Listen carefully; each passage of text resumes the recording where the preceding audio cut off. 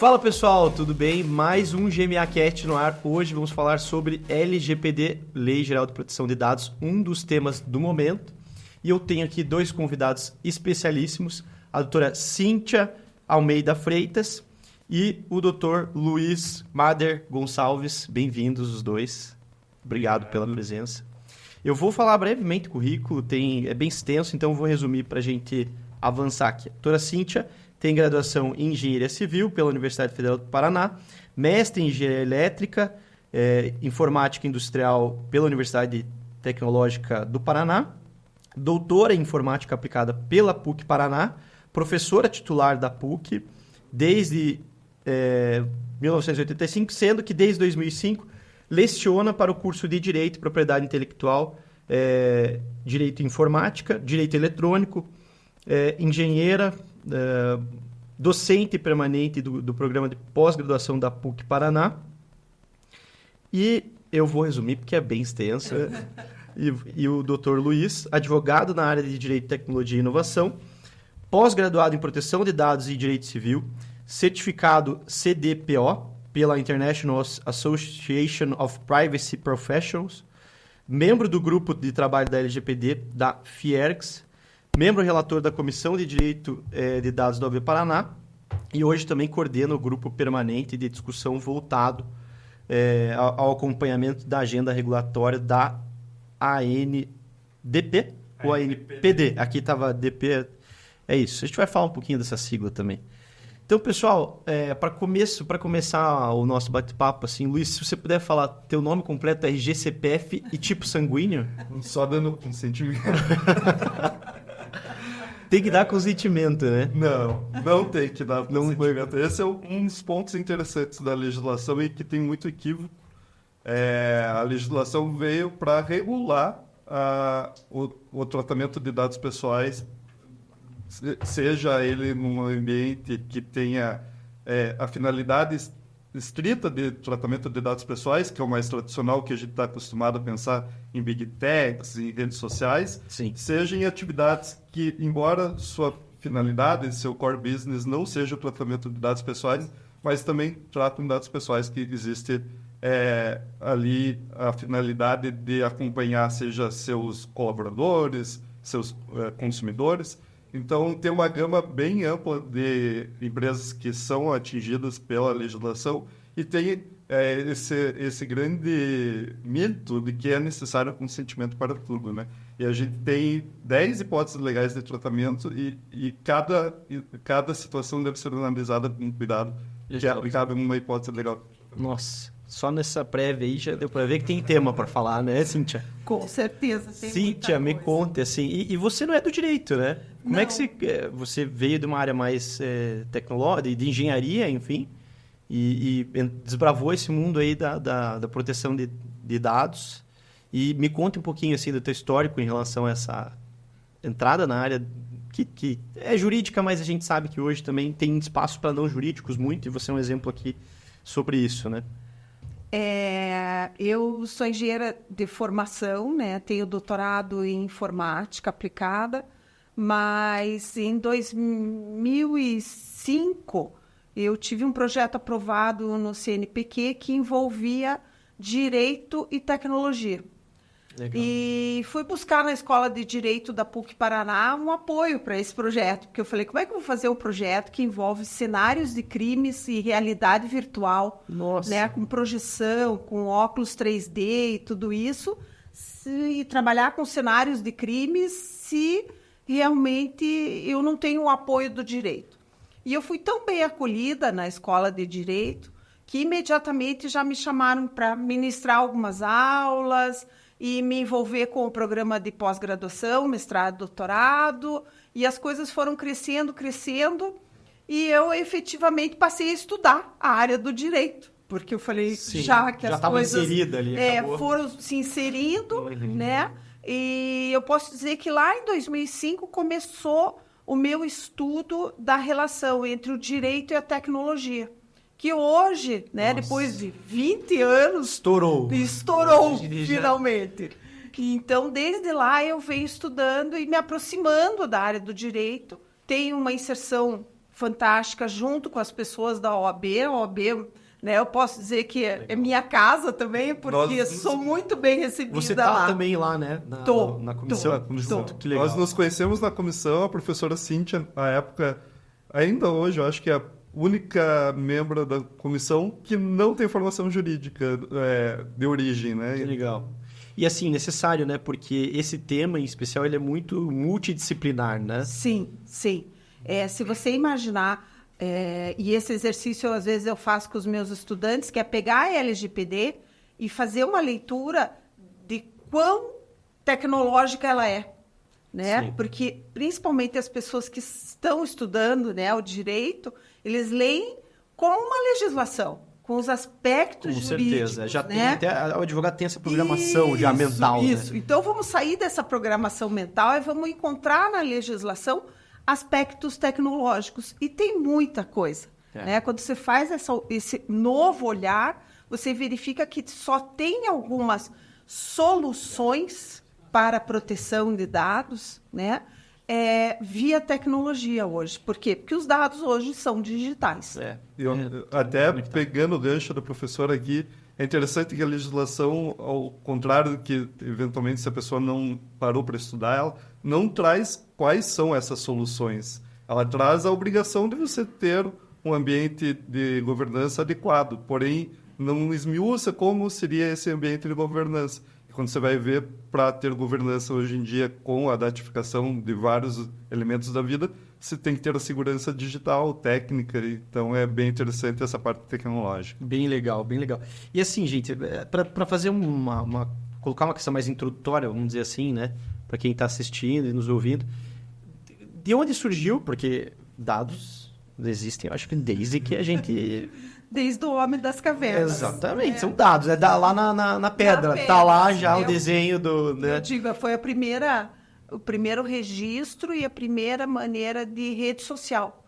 Imagina. Que ali ele relatava já o que ele fazia. Né? Então, postando o dia a dia dele. Isso mesmo. O homem já relatava nas paredes das cavernas e a gente só evoluiu para as redes sociais digitais hoje, mas o conceito é o mesmo. E aí, exatamente. E diante desse cenário, que já é um cenário que não é de hoje, e por que então agora, evidente, né? Hoje já é muito claro a necessidade de regulamentar isso e está posto já, mas e por que daí surgiu esse movimento, então, a partir de recente, né? Que a gente teve essa lei específica editada, né? A Lei Geral, a LGPD, que a gente chama, Lei Geral de Proteção de Dados. Como que foi essa virada de chave, assim, para a gente cair nessa ideia de que precisaria ser regulado agora? Tá. Eu acho que vale a pena a gente pensar a origem um pouco, quando a gente fala Lei Geral de Proteção de Dados, estamos falando em dados, proteção de dados, mas a origem vem lá da privacidade também. Então, o conceito de privacidade veio evoluindo, ele é originário do século XIX, tem até um texto muito famoso de professores de Harvard, que é o texto apontado como onde se originou o direito à privacidade, mas ali ainda não com os conceitos que a gente tem hoje. Ali ainda era muito a questão da privacidade como ser deixado só. Então, eu não quero que a esfera pública, que o governo saiba coisas sobre minha vida privada, né? E hoje a gente evoluiu, vou pular bastante no tempo aqui, né? Mas por um conceito muito mais amplo, por isso foi preciso pular um pouco mais da questão do não ser deixado só, por uma questão do domínio sobre os meus dados. O que vão ser feitos com os meus dados, né? Sim. Então, não é mais um direito de oposição, é também um direito, tem uma gama de direitos que decorrem da proteção de dados. É interessante saber, você não vai ter o direito apenas de não quero que trate meu dado, eu quero que trate meu dado de forma adequada, conforme eu enxergo. Tem um termo que evoluiu, veio ali de um julgado bem importante na Alemanha, que é a autodeterminação informativa. Ou seja, eu, como sujeito de direito, tenho autodeterminação sobre a informação que circula na sociedade sobre mim. Então, e a partir daí, olha só, a importância, né? Porque os reflexos que existem, concretos, para quem está numa ponta e está na outra. E aí a gente fala quem coleta esses dados e também quem tem esses dados coletados, vamos dizer assim, né? E aí eu acho até Professor, se puder fazer o Luiz, fique à vontade, evidente, uma breve explicação sobre as terminologias, sobre os nomes, porque a gente tem lá titular, tem o operador, né, o controlador, enfim. Se vocês puderem falar um pouquinho, porque as pessoas vão começar a ouvir cada vez mais isso, e se elas não souberem o conceito, elas ficam perdidas até para compreender a questão. Tá. Então, acho que o primeiro conceito que é importante, antes da gente chegar no titular ou nos agentes de tratamento, é dado. Dado, né? perfeito. Dado, na verdade, a legislação se refere a dados pessoais. Então, é aquilo que te descreve, é aquilo que te identifica, né? E que te identifica univocamente. Isso significa o quê? Que eu consigo saber exatamente que é você, Júlio. É o Luiz que está falando. Que é o Luiz que está falando, que sou eu, né? Então, dado pessoal, em primeiro lugar. Os outros dados não estão abarcados nessa legislação. Outra coisa, o que é dado pessoal, então? É isso que te descreve, como você falou. Me fornece teu nome, teu CPF, teu RG, né? Uma coisa que a gente fornece aí dia a dia, né? Nossa. Não podemos nem falar da polêmica das farmácias, Eu lembro né? da farmácia. Todo mundo lembra. Aconteceu comigo ontem, né? Tô na farmácia lá, lembra o da CPF para pegar os descontos.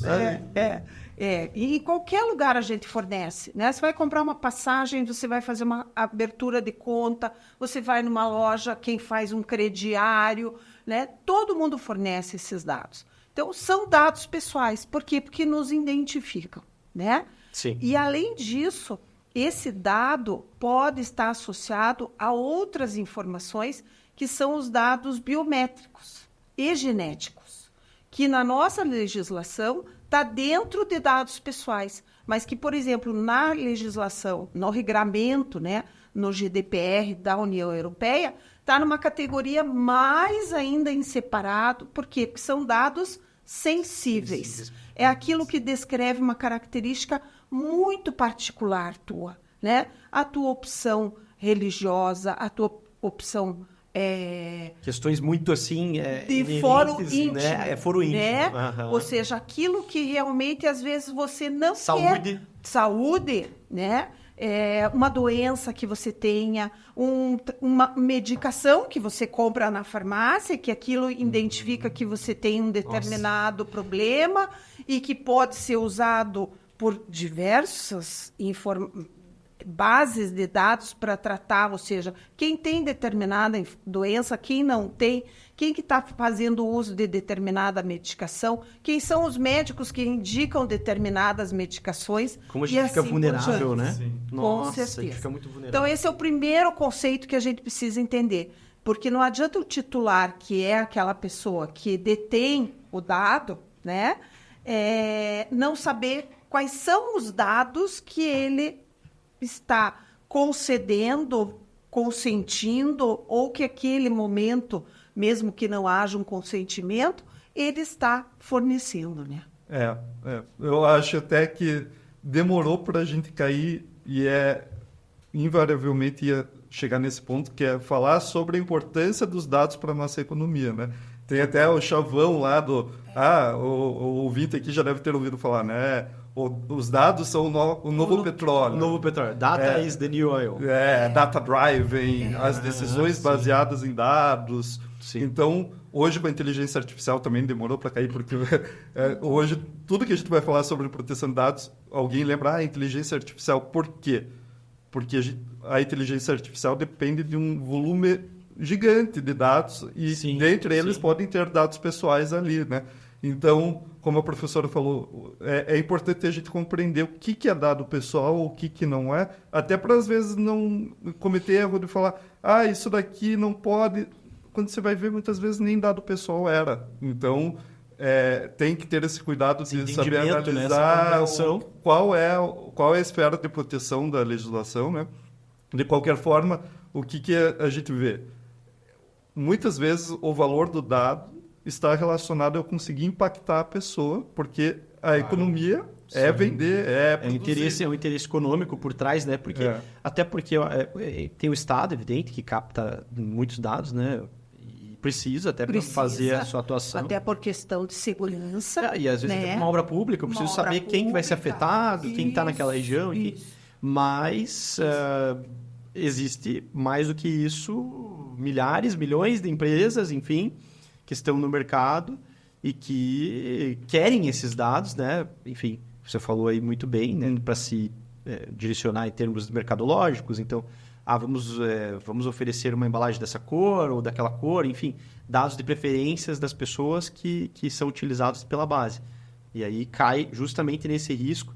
E não é só o fato de você tratar e saber qual é o teu gosto, a tua preferência, mas eu influenciar o teu gosto, a tua preferência. Exato. Porque eu passo a informar ou disseminar tanta informação sobre aquele elemento que você passa a pensar, puxa, eu também preciso desse produto. Né? Isso acontece, né? Bom, hoje em dia a gente vê essa captação de dados do celular, né? Sim, tá lá, de repente você falou de um negócio, de repente abre o celular, tá lá uma propaganda de relacionada à coisa. Então... e eu acho que é interessante a gente pensar assim, como esse conjunto de dados e a nossa potência computacional hoje é capaz de abstrair dali informações que muitas vezes que a gente nem imaginava. Tem um exemplo que é da doutrina clássica, que é da farmácia, uma farmácia inglesa, a Target. Ela conseguiu antever ali pelo padrão de consumo da menina que ela estava grávida e começou a encaminhar propagandas sobre de bebês e produtos. E, de repente, teve uma reclamação. Por que você está me encaminhando esse tipo de produto? E foi ver, era o departamento de marketing deles que, com o padrão de consumo, já estava conseguindo antever aquela gravidez. Né? E aí fala da privacidade, uma invasão, né? Porque, né, assim, eu não quero, às vezes, eu tenho esse direito de escolha. Sim. Né? E eu acho que a legislação ela veio para suprir essa lacuna, porque, embora assim, a gente não pode também achar que não tinha regulamentação nenhuma, porque tinha questões fundamentais e constitucionais e tal. Marco Civil da Internet. Marco Civil da Internet. Código de Defesa do Consumidor. Código de Defesa do Consumidor. Então, até existia. Mas não com essa propriedade, digamos, com essa... O foco específico de dados pessoais. Uhum. E os impactos, gente... Você falou, antes de mais nada, de GDPR, né? Eu acho interessante falar, porque eu acho que a gente trouxe isso também de fora, muita coisa, né? Foi trazido lá da União Europeia. O que é a GDPR, para quem não sabe? O que significa? Contar um pouquinho desse contexto legal, assim, legislativo que aconteceu. Tá. Pode falar. Eu posso começar até explicando um contexto geopolítico e, novamente, econômico, que a GDPR surge num momento geopolítico bem significativo, que era o momento ali que teve o grande escândalo do Cambridge Analytica, né? De manipulação de dados para uma questão eleitoral. Então, teve um apelo social muito grande e uma preocupação dos rumos da sociedade e da democracia em virtude dessa nova capacidade de análise de dados e influência, como a professora tinha colocado. Então, tem ali a GDPR, surge ela como um paradigma total da União Europeia para que fossem realizados negócios com seus parceiros, inclusive colocando isso como um princípio da OCDE lá. Então, os países que tinham interesse econômico em continuar essa atividade econômica, transacionar com a União Europeia, começaram a se movimentar porque eles teriam que estar em conformidade. Obviamente, tem todo o zeitgeist ali, né? Está acontecendo isso na União Europeia, ao mesmo tempo tem uma questão nos Estados Unidos, daí no Brasil se movimenta, e a gente, em 2018, consegue aprovar a LGPD, que não é igual, mas bebe da fonte da União Europeia. É inspirada, vamos dizer assim. Eu acho que, principalmente, aí a professora vai poder até aprofundar melhor que eu, porque os estudiosos, os juristas, assim como nós nos conhecemos na OAB estudando na época antes da LGPD, estavam o quê? Estavam olhando como que a União Europeia está fazendo. Então, é normal que você acabe interiorizando... Aproveitar, digamos assim, essa experiência, esses testes que já estavam... E também porque lá atrás, em 95, havia uma diretiva 95, que é denominada Privacy, que era justamente essa questão da privacidade nos meios digitais. Isso já vinha desde 1995. Numa época que a gente estava sendo começando a difundir logo internet. depois da internet, né? Internet em 1990. Então, essa questão já vinha sendo falada. A autodeterminação informativa, que o Luiz falou, já vinha dessa época, né? Então, essa questão dos dados já era uma preocupação, do uso dos dados, das pessoas se empoderarem e poderem tomar essa decisão do que eu quero compartilhar, do que eu quero visível, do que eu não quero, né? Como que eu, proprietário de uma empresa, de um escritório, de né, de uma empresa que presta serviço, né? Pode ser desde da padaria até as grandes empresas. Então, todo mundo hoje processa dados, né? Claro que em escalas diferentes, com usos diferenciados desses dados, mas, de alguma forma, você captura dados das pessoas que são teus clientes, teus parceiros de negócio, com quem você realiza um contrato, com quem você adquire um serviço para a tua empresa, né? Hoje, pensar em nuvem computacional, muitas empresas hoje delegam, né, os seus sistemas, os seus dados, o seu armazenamento, né, em nuvem computacional. Sim. Nuvem computacional é nada mais do que uma empresa que opera uma base de armazenamento, e a possibilidade desse armazenamento e processamento de dados, né? Então, é importante você saber qual é a regra do jogo que você está assumindo quando você contrata um serviço desse, né? Eu contratei o gratuito. Bem, vai ler lá o que é que está no contrato. O que diz o gratuito? Né? Que o gratuito, normalmente a gente usa a máxima, né, Luiz? Se você está recebendo algo em gratuito, o produto é você, né? Isso é interessante, eu estava vendo sobre a questão da OpenAI, né, que é do ChatGPT. E aí tem uma distinção entre o gratuito e o pago no produto deles em relação ao compartilhamento de dados que você coloca lá, se você estiver usando no gratuito e se você estiver usando na versão que é paga, né? Então, a gente vê os reflexos acontecendo na prática. Sim, Né? na Europa até está uma discussão muito efervescente agora pelo empurrão das autoridades locais de redes sociais não podem mais tratar dados para fins de marketing sem o consentimento do titular. Aí elas perguntam, então como que eu vou continuar meu modelo de negócio? Isso. A própria autoridade falou, então cobre. Então existe até um termo que é pay or consent. Então ou você vai pagar ou você vai consentir para receber publicidade. Aí a gente entra num problema que principalmente aqui, num país periférico, vai ser muito grande de... A gente está trabalhando com direito fundamental numa perspectiva econômica. Quem tem dinheiro para pagar vai ter vantagem no mercado. Vai usufruir de uma ferramenta de uma forma menos intrusiva do que quem não tem a capacidade econômica. E ainda numa realidade do Brasil em que as PMEs, né, as pequenas e médias, são a grande maioria das empresas. Né? Mas se você pensar que, de alguma forma, aquela empresa também usa esses dados para fazer circular o seu próprio negócio, então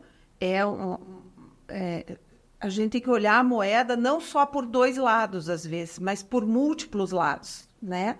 Porque você tem o lado titular, o lado da empresa, o lado de quem se relaciona com essa empresa, que são outras empresas, que pode ser o Estado também, dependendo do tipo de serviço, claro, ou de produto. Que presta serviço. Tem empresa que só presta serviço para o governo. Para o governo, né? E precisa usar, às vezes, da base de dados de cidadãos de um determinado município ou de um estado, né? Ou até mesmo em nível de país, para poder avaliar ou dar as respostas que a empresa que presta o serviço precisa dar. Então, são relações muito complexas. E como os dados são fluidos, né? O dado, ele... É um desafio, né? Ele vai, né? Ou seja, eu não tenho como colocar uma cerca no dado, né? E hiperconectado, a gente é hiperconectado, então compartilha aqui, compartilha lá. Quando você vê, Já. a estrutura foi, né? E isso é muito complexo. Por isso as empresas hoje, os setores dentro das empresas que têm uma área de tecnologia de informação e segurança da informação, são as pessoas que mais se preocupam do lado tecnológico com a LGPD. É o pessoal que não dorme à noite por causa dos dados. Com certeza. É muito comum. É legal ver uma perspectiva cultural um pouco diferente, que é dos Estados Unidos, que eu acho interessantíssima nessa preocupação de mercado, que é a preocupação da regulação de mercado e da concorrência. Se a gente pensar, poxa, tem 4 empresas que dominam o cenário de redes sociais, da interação humana. Muito concentrado. E nós, às vezes, a gente não consegue migrar de uma para outra. Por quê? Porque não é porque a outra não oferece o mesmo serviço. É que os meus dados já estão aqui na empresa A. E se eu for para outra, eu vou perder tudo isso. Tem essa questão concorrencial e de quanto essas grandes empresas dificultam que a gente migre.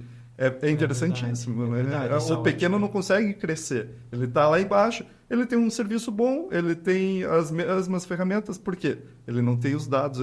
A Amazon é apontada como o sucesso dela é a capacidade dela de tratar os dados. Ah, é? É. Olha. E se você pensar, não tem só o lado econômico, existe um lado ambiental e social, né, do uso dos dados. Então, a gente precisa colocar nessa balança, por isso eu falei uma moeda de várias faces, né, que é olhar o impacto ambiental do uso desses dados, porque você está influenciando pessoas. E você pode estar influenciando para as pessoas consumirem ou ter um excesso de consumo, né? Tudo isso afeta o meio ambiente que a gente vive hoje, né? É o caso da mulher lá da farmácia que, enfim, nossa, daí tá grávida, ela sabe que tá grávida, a farmácia, pelo padrão, pelos dados, descobriu, enfim, já tá ali, né? E assim, além disso, o lado social, que é a relação humana, que na verdade é um aspecto muito importante para o direito, né? Por quê? Porque o direito estuda as relações humanas e por isso vem para legislar, regrar, colocar limites e assim por diante. Então, no momento que você tem esse relacionamento entre pessoas, né, que não é uma coisa natural, orgânica, mas provocada pelo uso dos dados pelas grandes empresas que vivem de dados, você tem uma questão aí de como trabalhar com essas pessoas, influenciar essas pessoas, e isso veio bem claro no escândalo da Cambridge Analytica, ou seja, de você influenciar pessoas, inclusive num momento importante, democrático, né? Sim. Que é a votação, que é a ida à urna para externar a sua vontade, a sua escolha, como você falou. Será que essa escolha, será que essa vontade realmente tem sido tão natural, espontânea, livre, Até né? que ponto que ela não sofre influências, né? Até justamente por meio de uso de dados. Claro. Que façam, né, as pessoas se determinarem nesse ou naquele sentido. Isso. Acho que até para o ouvinte é legal uma dica de cultura popular, um documentário tem Dilema das Redes. Isso. Eu tento ver todos esses. Bem legal. Saem, né? O Dilema das Redes eu acho que foi muito Esse didático. é muito legal. E ele mostra como a manipulação através dos dados é realizada, né? De direcionar a pessoa ali, né? Começar a bombardear ela a partir de dados coletados em relação ao gosto que ela tenha determinado. Porque existe um conceito da bolha informacional. Isso vem de um autor chamado Eli Pariser, de 2012, que ele conceitua as bolhas informacionais. Então, a gente tem a sensação de que você tem toda a informação a teu dispor. Não, você tem aquilo que faz parte da tua bolha. Então, aquilo que você vai consultando e que você vai usando, as pessoas com quem você se relaciona, vai formando a tua bolha. E cada vez mais as empresas favorecem a formação da bolha. Então, eu só envio para você aquilo que você gosta de receber. Então, você nunca vai receber algo contrário ao teu gosto. Isso faz com que você perca a noção do todo. Você fica né? limitado ali mundo. naquela bolha, vamos Isso, dizer assim. Por isso existe todo um borramento que a gente chama de fronteiras entre o público e o privado. Porque eu acho que o tudo está dentro da minha bolha. E é isso só que eu vejo. Isso até agora sim faz sentido, tá explicado por que eu não acho nada que eu gosto no Netflix, porque tá no meu nome e daí é minha esposa que assiste mais, sabe? O perfil é Aí eu dela. entro lá e só fica lá aquelas mesmas coisas, eu falo, mas eu não quero assistir isso, sabe? Daí... Você tem o seu direito de correção. Então, fura a bolha. O direito fura a bolha. E aí, aproveitando isso, bem interessante que você falou sobre isso, Luiz, que é a questão de ir para a ponta. E para assim, as pessoas querem saber como que isso me afeta eu, aí, titular, né? Tal, que sou o detentor do meu dado e tal. E como que elas podem se proteger também, assim, na prática? Porque senão fica muito vago, né? As pessoas sentem assim, ok, tem uma lei para me proteger, mas como que isso funciona? Como que eu vou me valer disso? Então, seria interessante falar sobre essas questões do consentimento, enfim, Sim. em geral, né? Nós falamos bastante da importância das informações, dos dados para a economia e para essas relações sociais e que a legislação veio dar direitos. Então, agora acho que a gente vai entrar em como exercer os direitos, em como se fazer valer deles, né? O primeiro ponto, acho que é bem interessante ver que a própria legislação exige que tem um canal de comunicação específico para exercício desses direitos pelos controladores que a gente fala, que são as empresas que decidem sobre o tratamento desses dados. Então, se você é uma empresa que é controladora, você tem que ter um canal aberto para receber requisição de titulares. E se você não ficar enquadrado como um agente de pequeno porte, que são exceção... Legal, exceção, né? É exceção. Se você for a regra, você tem que ter um encarregado de proteção de dados, que é muito parecido com o que na União Europeia a gente chama DPO, Data Que Protection usam aqui Officer. também bastante, né? Usam. Encarregado, DPO. É que ninguém quer ser encarregado. Todo mundo quer ser DPO, Quer ser o né? DPO. Eu nem sei o que é. É a mesma coisa. Sempre é. Mas é o DPO. Isso que Então, para concluir, assim, o que é interessante para o ouvinte, para a pessoa física que está preocupada? Poxa, vi lá que na Netflix os meus dados não estão corretos, não reflete a minha personalidade, minha autodeterminação, ou quero excluir.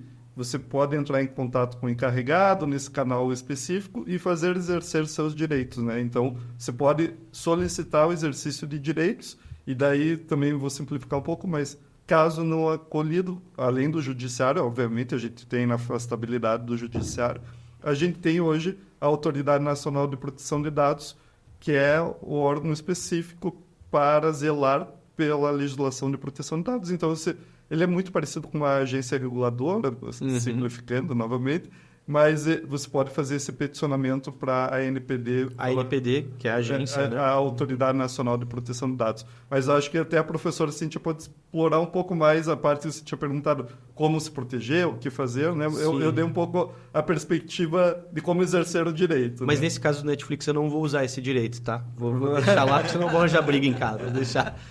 Bem, o usuário, digamos, de maneira geral, né? Eu sempre pergunto assim, quem lê todos os termos de uso e as políticas de privacidade gente, de todos os aplicativos? Você tá lá que a correndo, gente... precisa usar um Você programa, você concorda baixou. com tudo, né? Você vai dizendo ok, concordo. E depois é que, às vezes, você vai perceber que aquele uso daquele dado não foi o que você imaginava, né? Então, às vezes, a gente precisa desse tempo, de olhar com mais calma, de repensar, né? Realmente, né? Eu quero aquele benefício, né? Eu preciso, né? Será que quando eu uso um aplicativo, o aplicativo precisa ter acesso às minhas fotos, efetivamente? Ela precisa ter acesso a todos os meus contatos, a minha localização? Para quê? Um aplicativo que não tem nenhuma relação. Nenhuma relação com entrega, com caminho, com viagem, com nada. E você está abrindo tudo isso, né? Então, essa reflexão é uma reflexão que o usuário pode fazer no momento. E ele pode não permitir esses acessos. Quando aquele aplicativo, de repente, precisar para alguma resposta que o usuário solicitou, ou para prestar um determinado serviço, o próprio aplicativo vai pedir, autorize que eu use a tua localização. E daí você vai ter a opção, inclusive, de só naquele momento ou... Mas de uma forma muito mais transparente, né? Do que cair lá num termo geral, né? E que você acaba consentindo com tudo, né? Isso. Acho que o que a professora disse, eu sempre brinco, tem um pensador que é até um best-seller, que é o Rápido e Devagar, né? Rápido, Então, devagar, sim, o livro. Você tem que... Quando você está dando essas autorizações, você opta por instalar um aplicativo, pense devagar, né? Não pense só no seu benefício dando final. ok ali. É bem importante. Essas trends, né? Muita gente fala, vou participar da trend que fala qual é o meu gosto musical, o que eu como à noite. Como eu vou ser no futuro, quando eu ficar velho, né? Nós temos aquele aplicativo que fez esse estudo, né? E capturou centenas de milhares de faces de pessoas. Nossa, né? isso teve, né? Agora recentemente, né? Foi um aplicativo de Face App. Face App. Teve um episódio bem... Em que as pessoas forneceram... E a gente tá falando de um âmbito mundial, global, né? Porque cai lá na Apple Store, lá no Google Play, lá na App Store. E isso é armazenado. Ou seja, então imagine quantos tipos de análises você pode fazer a partir do momento que você tem uma informação dessa, né? Sim. E aí acho que uma explicação bem interessante aqui pro Wesley. O Wesley usa o caderninho, sabe? Daí ele fala, não, eu não tô... Para mim esse negócio da LGPD não aplica, porque eu tenho meu caderninho com os dados aqui de todos os meus clientes que eu anoto e tal. E aí, né, a pergunta, porque eu tenho certeza que isso é uma pergunta que a maior parte das pessoas não sabe. Mas quando a gente está falando de dados, então a gente está falando só de dados eletrônicos ou a gente também fala de dados que estão offline, em meio físico, em papel? Por exemplo, se você recebe aqui, né, um currículo de uma pessoa, né, que chega ali na caixa do correio, né? Você responde, impresso ali. Impresso no papel, né? Com a fotografia. Então tranquilo, esse aqui não tem problema. Esse eu posso deixar aqui em cima da mesa, posso armazenar de qualquer maneira. Não, você tem que ter o mesmo tipo de cuidado que aquele dado que a pessoa encaminhou via o site, via e-mail e assim por diante, né? Então, hoje a legislação ela abarca qualquer formato em que os dados pessoais estejam armazenados, incluindo aí os dados sensíveis, que são os biométricos e genéticos. Inclusive, uma curiosidade, o legislador estava com uma cabeça ainda anterior e colocou, quando foi definido dado pessoal, inclusive digital. Ou seja, ele partiu do pressuposto que era mais físico e colocou, inclusive, um digital. Quer dizer que o físico está abarcado lá. Deixou claro. E é bem engraçado quando a gente vai fazer programas de implementação de governança. Muitas vezes, quando existe um setor de tecnologia mais atuante, a parte digital está certinha, tem medidas de segurança. Daí você vai ver o armário físico e papelada que tem, e aquele funcionário que fica escondido atrás das pastas de papéis. E aquilo é um risco, né?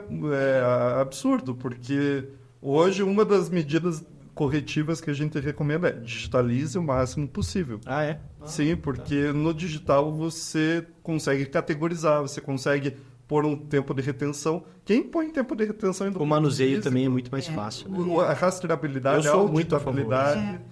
No digital, você sabe quem acessou, quando acessou, né? O que fez. Dá para auditar, vamos dizer assim, né? Claro, porque uma das exigências da LGPD é que você tenha esses registros. Porque se alguém disser, olhe, vocês aqui na emissora estão tratando o meu dado e não está sendo conforme o combinado, né?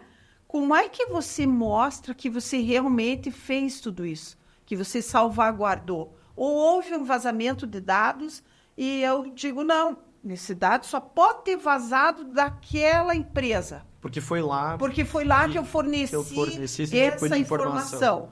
Como é que você mostra que você não vazou os meus dados?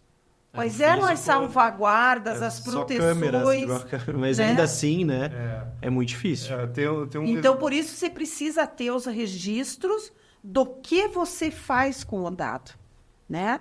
Porque, como você falou, eu só audito aquilo que eu tenho o passado. Eu não audito o futuro. Claro. Né? A gente só audita o passado. Eu só posso Fatos. gerar uma análise, inclusive pericial, daquilo que é passado. Do futuro eu não tenho. Então, para ter isso, a empresa precisa ter um setor forte de tecnologia de informação com esses registros que passam por toda uma estrutura e normativas da própria segurança da informação. Nas adequações, até nesse sentido, tem um mantra que a gente fala em evidências. Isso. Não basta você fazer o certo, você tem que gerar a evidência de que você está fazendo o certo. Nesse debate físico-digital, tem até um caso famoso também de um hospital, onde um funcionário do hospital foi lá e imprimiu o prontuário de uma pessoa famosa, politicamente exposta, e levou a público, e imaginando ela de forma leiga que eu estou levando o papel físico, imprimir, ninguém vai saber quem de onde veio a origem. Só que era um hospital de ponta de São Paulo que já tinha passado por um programa de adequação e tinha o registro dos usuários que faziam impressão. E tinha toda a evidência auditável lá. Então conseguiram, foi lá o médico X que imprimiu. Se só uma pessoa imprimiu esse prontuário, quem levou ele para fora foi conseguiram identificar com precisão. Obviamente, indo para um campo de responsabilidade civil, a responsabilidade vai continuar com o hospital, que é o prestador de serviço, vai aplicar ali, eventualmente, CDC. Seria o controlador. Seria o controlador no âmbito do dado, mas ele conseguiu mostrar o seu programa de governança na perspectiva regulatória, ele está adequado. E a gente poderia chamar essa pessoa do hospital, o operador ali, no caso? Não. Não, ali ele é um colaborador, né? Ou seja, se ele é um médico, uma enfermeira, né? Ou às vezes até um terceirizado que está dentro daquela estrutura, ele é um colaborador, né? Ele não é o operador. O operador é efetivamente a estrutura que trata os dados, né? Então, se o hospital tem um setor servidor próprio, que ele tem pessoas que tratam esses dados de software e hardware e assim por diante, ele pode ser controlador e operador também. Por quê? Porque ele decide o que fazer, mas ele assume a responsabilidade de operar aqueles dados. Não, eu não quero isso para mim. Eu vou terceirizar. Então, eu posso ser o controlador, porque eu digo o que fazer com aqueles dados, mas quem opera pode ser um terceiro. Então, a gente precisa entender bem essas relações. Principalmente essa questão da pessoa física contratada ser operador, isso batido o martelo. Existiu uma polêmica, mas era uma polêmica muito superficial, enraizada de uma origem duvidosa aqui no Brasil. Mas a ANPD estava preocupada com isso, que estava dando um ruído gigante. A ANPD veio, e aqui também uma dica, né, de leitura, a ANPD tem uma ferramenta de trabalho que é os guias orientativos. Eles não são normas, legal. Eles são o entendimento da autoridade na interpretação da lei. E foi um dos primeiros. Ela falou, chega, isso daqui está dando muita confusão, colaborador não é operador. Ela pôs isso no seu guia, agora afastou qualquer dúvida. Acho bacana essas iniciativas, né, do setor público, enfim, de trazer essa linguagem acessível, né? Claro. Porque o primeiro passo é isso, e muitas vezes, até nesses termos de uso, eu acho assim, devia ser exigido uma introdução antes ali dos termos, a parte pesada escrita, né? Que a gente, que é advogado que mexe com contato, a gente sabe, as pessoas que são leigas muitas vezes não entendem. Então, trazer um infográfico, sobre... Uma leitura... Né? Com quem que eu vou trabalhar? Claro. Isso e isso. Para que eu vou usar? Para isso, para isso, para isso. Mas veja, no momento que eu faço isso, eu tenho uma grande característica e um princípio que é a boa-fé. Né? Então, eu parto do princípio que se a pessoa fizer isso e me esclarecer, ela está assumindo que ela está agindo comigo de boa fé. Né? Só que muitas vezes as empresas não querem, porque se eu disser exatamente o que eu vou fazer com os teus dados, eu só posso fazer aquilo. Sim. Se eu fizer um pouquinho diferente... Já começa Né? a mudar de figura. Isso. Eu disse que não ia compartilhar, mas eu vou dar uma Acabou. compartilhadinha aqui. É só para isso. É, aqui. só para dar uma processada lá de dados e fazer uma nova resposta, Um novo ou gerar produto. um Novo engajamento em algum serviço, em algum produto. Ninguém vai perceber. Pronto. Então, os termos, eles são extremamente genéricos, às vezes, justamente para que eu possa, como empresa, fazer tudo o que eu quiser. E esse é o grande problema, né? Acho que entra aqui num ponto que eu acho interessantíssimo, que é o design utilizado, seja para dar uma transparência, boa-fé, seja para ludibriar o titular, o usuário. Daí a gente tem uma professora canadense que cunhou o termo de privacy by design. Legal. Então você faz o design pensando na privacidade. Só que também tem os termos técnicos que demonstram o contrário disso, que é o black patterns. São padrões obscuros, onde você induz o usuário a dar uma afirmação, seja um consentimento ou um aceite, induzido de forma a ele pensar rápido e agir da forma errada. Um exemplo muito básico, mas que existe mesmo, eu tenho lá um bannerzinho, vamos dizer, simplificar consentimento. Sim ou não? Eu pinto o sim, um simzinho, claro que você quase não lê. O sim, quer dizer, ao contrário, né? O sim eu ponho Já destacado. Em destaque. E eu ponho sem destaque. Ou eu deixo, que também é uma violação, já marcado o sim e a pessoa tem que pôr o não. Isso daí acontece muito. Isso Acontece muito. E esse conceito da privacidade por design, né, por projeto, por concepção, que é o termo que muitas vezes as pessoas entendem na LGPD, você pode ser desde um produto, né, que em vez de estar com a câmera aberta, ter aqui uma proteção, né, ou até mesmo o desenvolvimento de software, né? Então, no momento que eu vou criar um novo aplicativo, eu já preciso ter uma equipe pensando, né, nisso. preparada para pensar privacidade e proteção de dados naquele uso dos dados que vão ser feitos pelaquele aplicativo. Então, isso hoje vem sendo estudado pela engenharia de software, né? Nós temos até um estudante na PUC agora, no programa de pós-graduação em informática, junto com a minha orientação no direito, que vai defender uma tese sobre isso, né? Da aplicação da privacidade by design nos processos ágeis de desenvolvimento de software. Por quê? Porque você precisa rapidamente colocar, às vezes, um aplicativo no mercado. Voltamos à questão econômica, né? Senão eu perco a janela, eu perco porque tem uma questão de concorrência e assim por diante. É um mercado extremamente mutável, extremamente... Muito rápido, né? Então, a questão da privacidade e da proteção dos dados, às vezes, é deixada de lado, né? E a questão de você pensar isso desde o começo é muito diferente, né? O regulador vem pensando nisso na questão, não adianta eu normatizar, eu tenho que pôr na arquitetura. Isso. Porque se eu ponho na arquitetura, eu audito a arquitetura, nem que o usuário, a pessoa lá que é o elo frágil da segurança, vá fazer algo errado, a arquitetura não permite. É o exemplo lá da lombada, fisicamente, né? Por mais que eu queira correr com o carro, eu não consigo porque eu tenho lombada. A gente consegue trazer... arquiteturas e softwares que não permitam o usuário criar as barreiras ali para que as coisas corram. E alertas, né, para quem está desenvolvendo muitas vezes, né? Ou seja, olha, você aqui está trabalhando com dado pessoal, então atenção, o que é que você vai fazer com isso, né?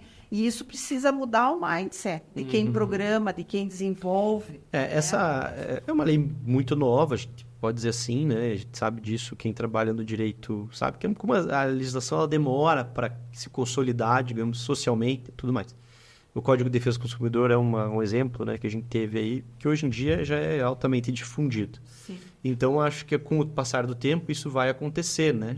Claro, já está num processo, esse kick-off aí já aconteceu, então aos poucos a gente vai vendo.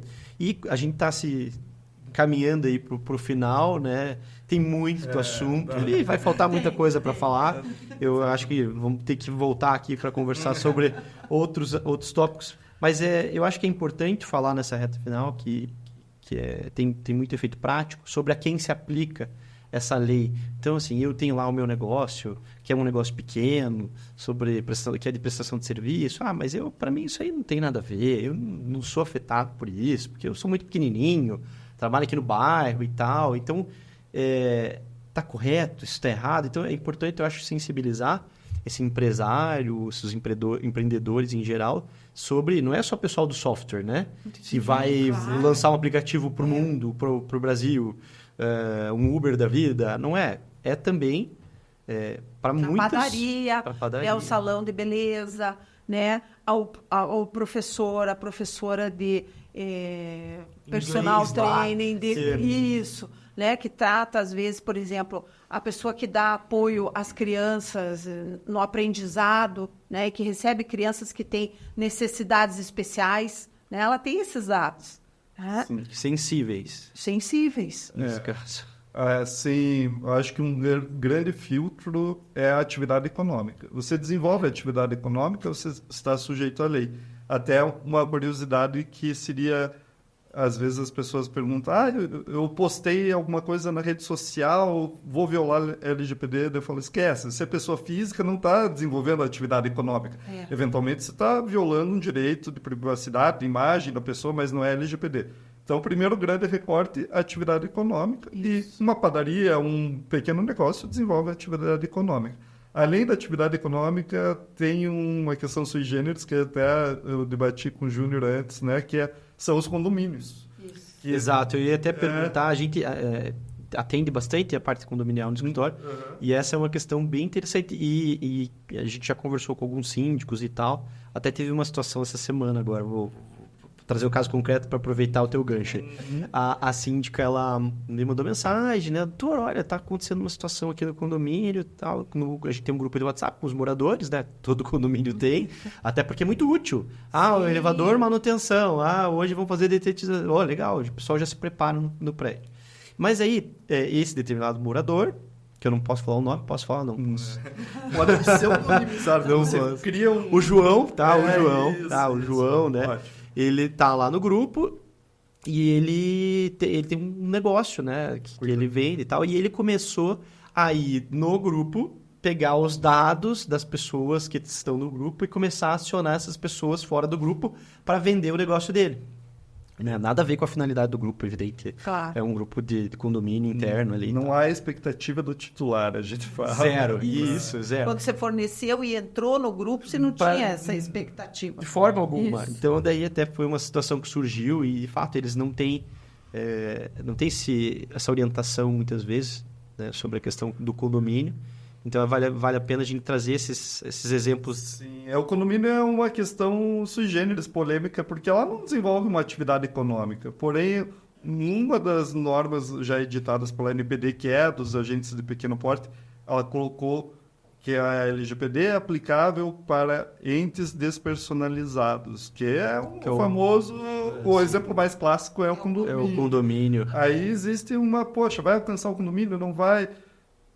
Prioritariamente tem-se entendido que sim, porque ainda que você não venda, comercialize, você faz a gestão econômica de um bem coletivo. Então, existe não... Porque, quando eu falei o filtro ser atividade econômica, é verdade, mas não precisa ser com objetivo lucrativo. Fazer a distinção aqui, o que é atividade econômica, o que é finalidade lucrativa. Então, mesmo que você não tenha finalidade lucrativa, como é o caso do condomínio, você faz uma gestão patrimonial, econômica ali do bem. Então, e tem muitos dados pessoais, né? Muita coisa. Então, o prédio, o andar... Se você pensar, né? Dependendo do tamanho desse condomínio, às vezes é uma mini cidade. Sim, né? com reconhecimento facial. Com reconhecimento facial, com impressão digital, né? Sabendo os horários que você entra, que você sai, aonde teus filhos estudam. padrões, os né? padrões de Da quem vida. usa salão de festa, quem usa academia, Nossa. né? As pessoas têm tagzinhas para entrar nesses espaços, você mapeia o dia daquela pessoa dentro daquela mini cidade no detalhe, As né? visitas. As visitas, quem fez entrega de Que você comida, pede de produto, de entrega, tudo quando isso, pede. tudo isso fica registrado. Se você tem Nossa. um auxiliar dentro do teu apartamento para fazer uma limpeza ou para fazer uma manutenção, tudo isso está registrado. Então, veja, são muitos dados, né? E a pessoa chega ali e deixa o quê? O nome, o CPF, o RG, às vezes tem que cadastrar uma biometria, né? Sim. Então, veja quanta informação o condomínio acaba sendo responsável por tudo isso. Câmeras de segurança, né? Então, uma preocupação hoje muito grande é que as empresas que às vezes prestam esse serviço de segurança têm as câmeras em aberto na internet. Nossa. Então, você pensa que aquilo ali está sendo cuidado, protegido, que as câmeras daquele condomínio estão só para uso e segurança. Não. Se você consultar, você vai encontrar as imagens em aberto na internet. Então, a gente precisa saber quem é que presta serviço para esse condomínio, qual é a regra dessa empresa. E quando você começa a fazer perguntas para essas empresas, né, Luiz? Daí vem a dificuldade. Não, mas não é bem assim, mas custa muito caro se você tiver que proteger, se você tiver que guardar e não sei o quê. Então, tem dificuldades aí para que o próprio condomínio resolva com os seus dados, né? Legal. Gente, eu queria agradecer. Se você deixa o espaço aberto, se vocês quiserem fazer uma consideração final de cada um aí sobre a importância, eu acho sensibilizar as pessoas. Bom, agradecer o convite, foi uma honra participar aqui. Tá muito legal a estrutura, eu já vi um episódio, foi muito bacana, então legal. Estar presente como convidado foi uma grande honra. Ao lado da professora Cíntia mais ainda, né? É uma pessoa referência aqui no tema. Então, Os dois são. Os dois por uma aula aqui. Eu acho assim que realmente eu estou lisonjeado de estar aqui e foi assim, eu acho que o objetivo é tocar no assunto, trazer a curiosidade, saber as pessoas saberem que elas podem exercer seus direitos e compreender, como a gente falou muito, né, como a vida social dela hoje é impactada pela relação nas mídias sociais, no ambiente digital e a possibilidade disso vir influenciar decisões futuras dela, como isso é perigoso, como isso vem mudando nossa sociedade, né? Então, que todos estejam atentos e passem a compreender um pouco mais seus direitos em relação à proteção de dados. Legal. Cíntia. Bem, inicialmente agradecer, né, a acolhida, ao convite. Eu acho que sempre que a gente pode conversar, né, porque foi uma conversa, um bate-papo, um bate-papo gostoso sobre essa temática importante, né, do ponto de vista das pessoas comuns, né, isso é muito importante porque dissemina informação correta, né, informação de qualidade. Tem muita informação então, desvirtuada, errada. É um mérito de vocês de terem essa preocupação, né, de buscar pessoas que falem sobre a temática. E eu acho que, assim, eu deixaria como recado para as pessoas: se informem, né, busquem entender um pouco mais. Muitas vezes as pessoas dizem, isso é muito complicado, Sim. Eu não vou tomar meu tempo, eu não tenho tempo para isso. Não, a gente tem tempo, né? Por quê? Porque isso é sobre nós. É importante. Né? Antes de ser sobre a rede social, sobre o condomínio, é sobre mim. Sobre a tua vida, da tua família. A tua vida, da tua família. Né? Teus filhos, porque os filhos que estão são com vulneráveis, você. né? Sim. Os menores. Então, se preocupe com isso, para que você lá na frente não diga, puxa, agora deu problema. Porque tudo vai bem enquanto está bem. Eu sempre digo, o problema é quando as dá coisas um não vão bem. problema. Sim. É. É a tua marca no mundo, né? A tua Claro. tua imagem. Exatamente. E aí é aquela coisa que não volta. Não volta. Não volta. Volta Talvez. É isso mesmo. Então, mas foi muito legal. O Wesley agora vai começar a trancar o caderninho numa gaveta.